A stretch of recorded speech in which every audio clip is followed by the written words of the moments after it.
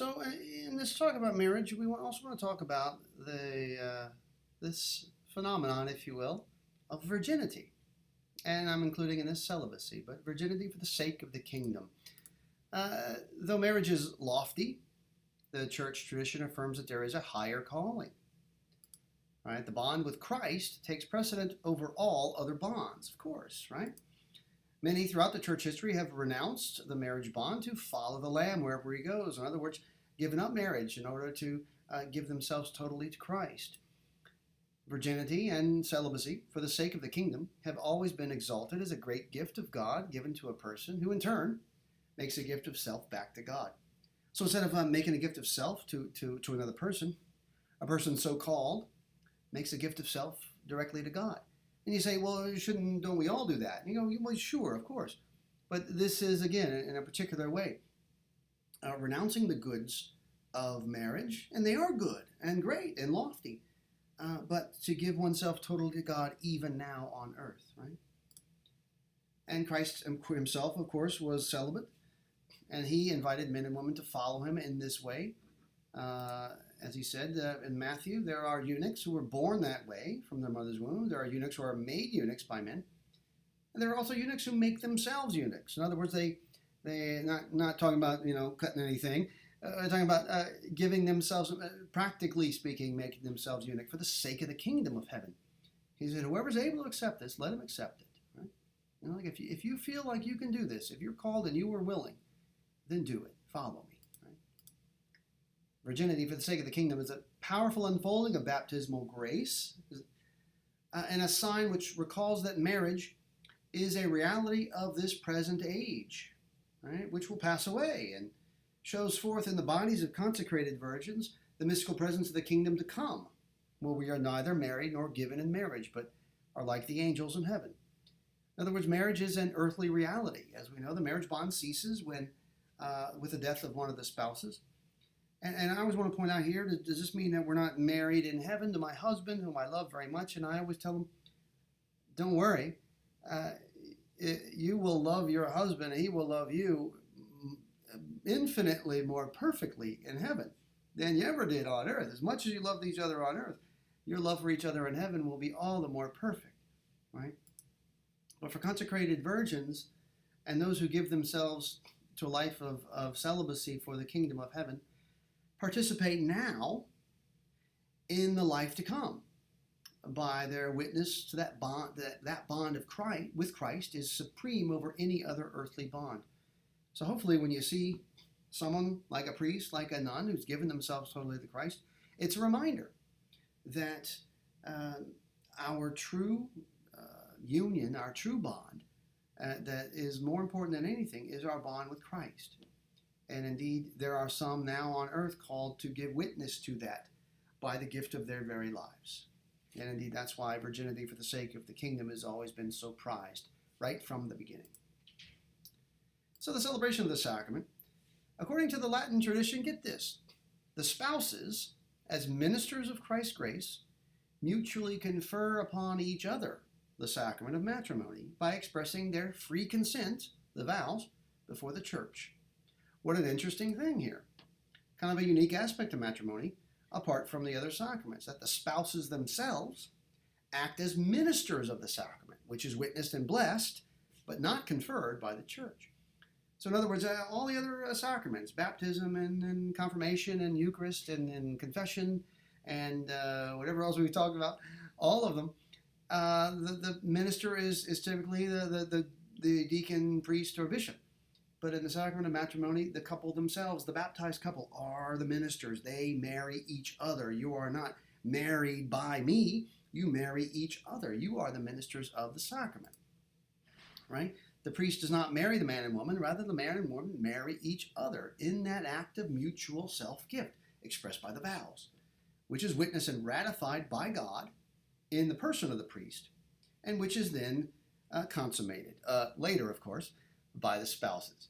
So, so yes, I have to be there, but the actual minister of the sacrament is the couple themselves. What a beautiful thought, right? And that only makes sense. Now, speaking of this idea of consent, the vows, in other words, free consent. It means not being under constraints like a shotgun wedding. It means not being impeded by some natural or ecclesiastical law, in other words, some reason why you can't get married, and given by each of the parties, not only one. So both of them have to do it, right, at the same time. I'm going to come back to these in a little while when we talk about annulments, right? The consent is vital to the marriage. If it's not given, there is no marriage, even if a ceremony took place, right? So we had a beautiful ceremony. Everything went perfect. Everyone did exactly everything right, right? No one tripped. No one got sick. No one went where they weren't supposed to go. Everyone said what they're supposed to say. But if there was some flaw in the consent, the marriage did not take place, even though there was a ceremony. We'll come back to this in a moment. The fact that marriage is a sacrament and an ecclesial reality, a church reality, is why the church requires that the faithful contract marriage under a certain form, right? All the sacraments have a matter and form. We're talking about the form of marriage here. And typically that form means you have to be married in a church by the proper deacon, priest, or bishop, and 2 witnesses, right? You have to do it that way. That's kind of the general form of marriage in a general way. And there are several reasons to explain this. Sacramental marriage is a liturgical act. Therefore, it ought to be celebrated in the public liturgy of the church, subject to the church's liturgical norms. Marriage introduces one to an ecclesial order. In other words, it changes your state in life with respect to the church, and it creates rights for you and duties in the church between the spouses and their kids. And since the marriage is a state in life in the church, certainty about it is necessary. So we have to be sure, since it's a new state of life. So we have to have witnesses, right? That's part of the form of marriage. The public character of the consent protects the I do, the vows, once they are given, and helps the spouses remain faithful to it. In other words, hey, we all heard you say I do, so you better do, right? You better remain faithful to it. Right? Supposed to, anyway. Now, 2 new realities arise as a result of the sacrament. There's the marriage bond and the grace of the sacrament. As we said, with all sacraments, there's the visible elements that we see and hear and touch and feel, and there is the invisible reality, right? But just because it's invisible doesn't mean it's less real. It's more real, right? But there exists in the marriage, in the sacrament, 2 realities that take place that we can't see. One of them is the marriage bond is created, and the second one is the particular graces of the sacrament that are conferred. So let's talk about the bond first. The bond that arises through the consent of the spouses, that mutual self-gift in the vows, is sealed by God himself. Right? Very important. The marriage bond has been established by God in such a way that a marriage ratified and consummated between baptized persons can never be dissolved and remains until the death of one of the spouses. Why can't it be? Well, because God is the one that sealed it. Very, very important, as we'll see here. Neither the civil government nor even the church has the power to dissolve a properly ratified and consummated bond between the baptized. Notice the language here. Neither the government nor the church has the power, right? It's not that the church will not do it. She cannot do it. She does not have the authority. As we say, what God has joined, let no man put asunder. God did not give his church the authority or power to dissolve a marital bond once it is made properly and consummated. Now, we'll come back to that. But like all sacraments, marriage has its own special grace proper to it. The grace of matrimony is intended to perfect the couple's love and strengthen their indissoluble unity. By this grace, they help each other on the path to holiness in married life and in the education of their children. And remember, spouses, as I said earlier, among the purposes of the sacrament of matrimony is the mutual help to salvation. You are supposed to help your spouse get to heaven, right? Don't forget that. So when you go to Mass, you pray for your spouse, right? Pray for your spouse every day. You don't want to be there by yourself, right? Now, all of these things that I've said, I don't want you come away. These are difficult and challenging teachings, and we're going to get to some more here in a moment. I don't want you to think that that we're setting up like an ideal, right? That's always a danger. It's always a temptation to think of the teachings of the church, the teachings of Christ, are some lofty ideal. And that if we, and then, when you say something's an ideal, well, if we don't get to the ideal, well, we tried, it's okay, no big deal. Well, we can't fall into that temptation. Once we say that, this teaching about marriage and all these things is an ideal, then what's next, right? Then everything else becomes an ideal, and the whole church, the whole faith falls apart. It's just, it's a nice thing to think about. It's an ideal. No, we can't let ourselves off the hook that easy, I don't think. God will not give us a law. He will not call us to do something that he's not prepared to give us the grace needed to fulfill it, right?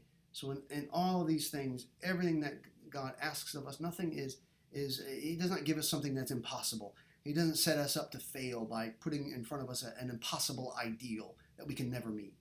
It just doesn't work that way. Now, saying all this, we recognize the reality of separation and divorce, and I want to talk about those things. So there are some situations in which living together becomes practically impossible for a variety of reasons. The Catechism here does not list them, but there are a variety of reasons. In such cases, the Church permits the physical separation of the couple and their living apart. However, the spouses do not cease to be husband and wife before God, and so they are not free to contract a new union. And let me stop right there and say, look, there are situations where physical separation is necessary. Obviously, abuse is a good example of that. If a woman came into me and she's in physical danger, I tell her to get out. Right, take your kids and get out. Right, you don't need to stay in physical danger of yourself or your children. But as we said, the spouses do not cease to be husband and wife before God. And it continues, in this difficult situation, and it is extremely difficult, the best solution would be, if possible, reconciliation. The Christian community is called to help these persons live out their situation in a Christian manner and in fidelity to their marriage bond, which remains indissoluble. I'll point out here that, very often our first temptation, when say there's a marriage infidelity and it becomes known, and, our friends would say, yeah, you should leave him right away, divorce him, take half his stuff, take all the kids, and we found this other guy that you should meet. He's really nice and he'll be good to you. I get it, but at the same time, our hope is that no matter the sin, that there can be reconciliation. Now, after all, no matter the sin we commit against God, there's always the hope of reconciliation, and there is the hope of reconciliation. I'm not saying it's always possible, but that our first instinct shouldn't be, all right, separate, go find somebody else. Our first hope as a Christian community, right, as the body of Christ, is the hope is for reconciliation.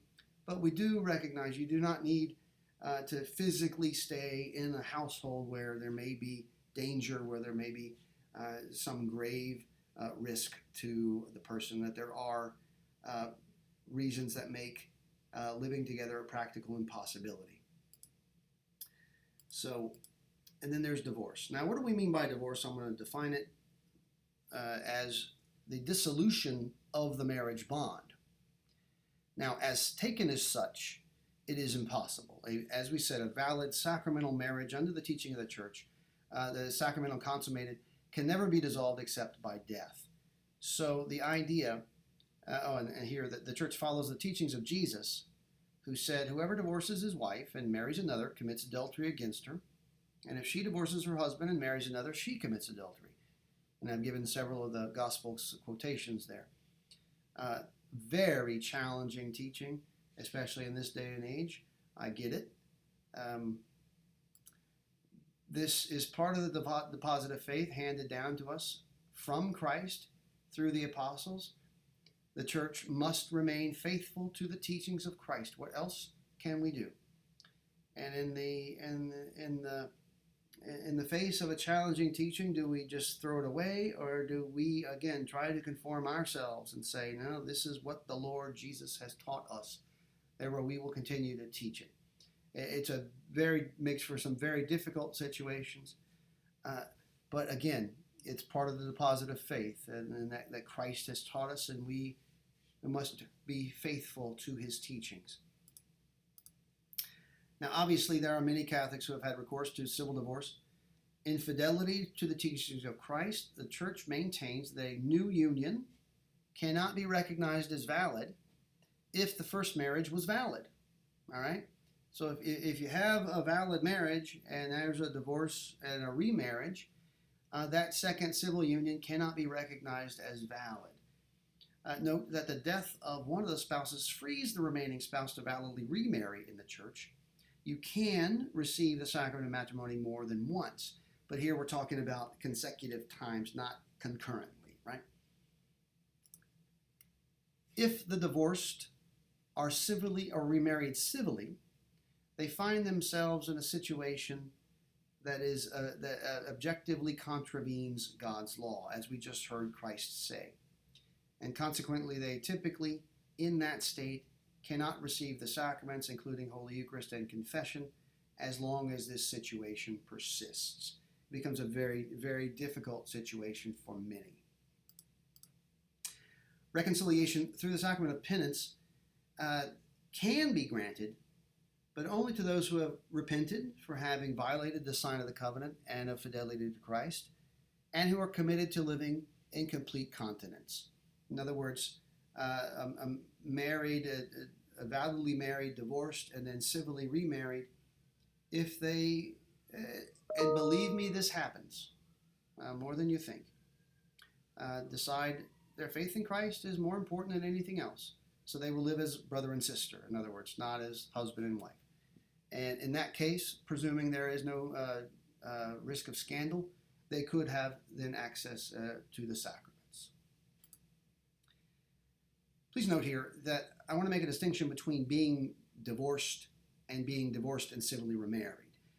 The state of just simply being civilly divorced and quote unquote single again does not necessarily mean you can't receive communion. Okay? It's the remarriage part that really causes the issue.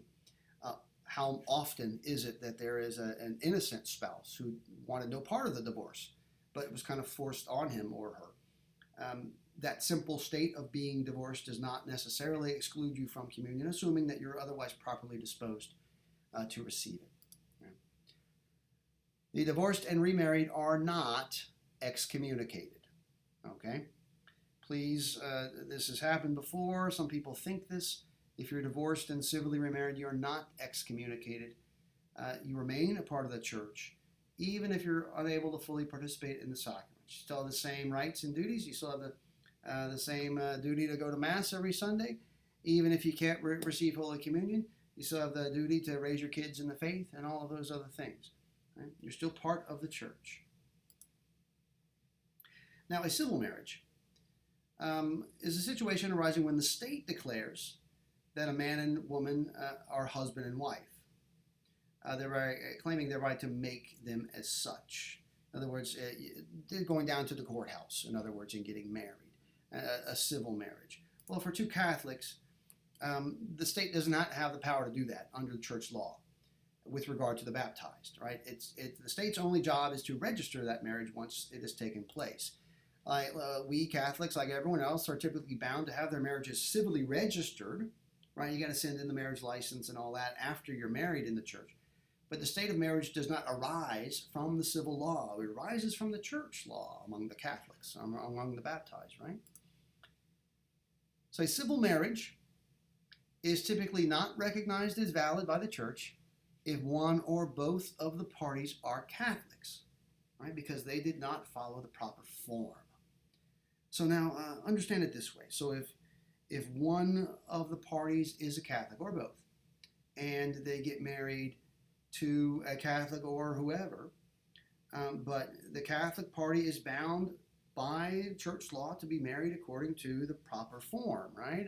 With the proper deacon, priest, or bishop, and two witnesses there in the church. And if you do not do that, if two Catholics, for example, go down to the courthouse and marry, that typically is not recognized as valid by the church. Right? Think of it this way. If two people in college, let's say, they go down to they decide they want to marry each other, but they don't want to bother with the courthouse or any of that. They don't want to bother with the church either. So they just go down to the beach one day by themselves, and as the sun rises, they profess their love for each other, and they make their own vows to each other, and they now consider themselves married. They just did it by themselves, right? So they come back and they tell whoever, well, we're married. Well, the state of Florida and Broward County is going to say, no, you're not married. They're going to say, yes, we are married. We went down to the beach and we said our vows to each other. And the state's going to say, no, you're not married. You have to go down to the courthouse. You gotta fill out that marriage license. You gotta pay your $35 or whatever it is, and it has to be witnessed by some delegated authority. Then you're married. In other words, the state is saying you didn't follow the right form of marriage. Well, the church does the same thing, and it pertains to Catholics. If two Catholics go down and marry in some other way outside of the church, outside the regular form, the church is not regarded typically as valid. You have to follow the proper form of the church, right? And this is usually easily corrected by the church. I do these things all the time, right? So this might be your situation. Come and talk to me. But the church will generally recognize as valid the marriage in any form of a non-Catholic or non-Christian men and women, right? Only Catholics are bound by church law. So if two Jews get married at the temple, they're not Catholics, so they're not bound by church law. That marriage is valid. It's not sacramental marriage, but it's a natural, valid marriage, right? If a Buddhist and a Muslim go to Las Vegas to a drive-through chapel and are married by an Elvis impersonator, that's valid, right? It's a valid natural marriage, right? That they're not bound by church law because they're not Catholics. So only Catholics are bound by church law, right? So we would recognize the marriages of other people of other faiths in whatever form as valid, right? Now, there's this concept of annulments, and this causes a lot of confusion. I hope to clear it up today, right? A quote-unquote annulment. It's kind of a misnomer, right? It's really a declaration of nullity, which is a canonical declaration that a union that was reputed to be a marriage has proved not to be so under closer examination. What do we mean by this? It's a declaration that a union was null, meaning that no marriage ever existed. Interesting. In other words, the church does not and cannot annul a marriage, but it can declare, under certain circumstances, that a purported marriage never existed in the first place, even though there was a ceremony, right? Now, whether a marriage is declared null or not has to do solely with circumstances leading up to and at the time of the marriage, right? In other words, nothing that happens later, 25 years later, can affect the nullity of a marriage, most likely. Let's go a little bit deeper. Nullity is declared when it can be demonstrated that a marriage was not or could not be contracted because of an impediment. Some of these things we talked about earlier. That is, something was blocking the free consent, that mutual gift, right, of one or both of the parties, and thereby preventing the forming of the marriage bond in the first place, even though there was a ceremony, right? Everything went right. Everything went great at the ceremony. But yet there was something blocking that free consent. And if that can be proven to a certain level of moral certainty, then the church will declare that the marriage never happened in the first place. So as you see, we're not annulling anything. It's declaring that the marriage bond was never formed. Okay. Now this process is handled beginning at the parish, but really through the diocesan marriage tribunal, which sounds ominous, but they're all very nice priests that work down there. And that tribunal is empowered to undertake these investigations and make a determination as to the validity of the marriage in question. And it is very often a very lengthy process and with witnesses and all of these things. I'm not going to get into all the nitty-gritty of annulments today, but it's not just something that you come and tell me your story and I go, yeah, okay, your marriage is annulled. No, it doesn't work that way. It's quite a lengthy and involved process. It is not Catholic divorce, all right? Now, let me just give you an idea of what might be typical grounds for annulment. So, in other words, any of these lack or flaw in the consent, in the vows, right? Even though you said the words, even though there was a beautiful ceremony, there was some lack or some flaw in the consent, in the mutual gift of self. For example, there's no commitment to exclusivity. Say the groom had a girlfriend on the side the whole time the couple was engaged, right? And he kept that girlfriend afterwards, right? In other words, and if that can be demonstrated, right? It shows that, he said the words, yeah, I promise to be true to you forever, but you really had no intention of doing that. There was no commitment to exclusivity. Therefore, you cannot marry unless you have a commitment to exclusivity. And if it can be proven otherwise, the marriage never happened, right? No commitment to a lifelong union, right? We'll give it a try, and if it doesn't work, we'll just get divorced. You can't do that, right? It's the very nature of marriage is a lifelong partnership, right? And any understanding that there's a trial run or something like that can invalidate a union. No desire for children. It's, again, one of the ends of marriage is the procreation of children. That's one of the reasons marriage exists. And if you and when you go in and talk to the priest, that's one of the questions he asks. It's one of the vows, one of the questions that's asked at the marriage, at the wedding. And you'll say, oh, yes, Father, we want kids. When in reality, you both decide, we don't want children. You cannot be married in the Catholic Church without the desire, at least the openness to having children. Conditional consent. This one's always a good one.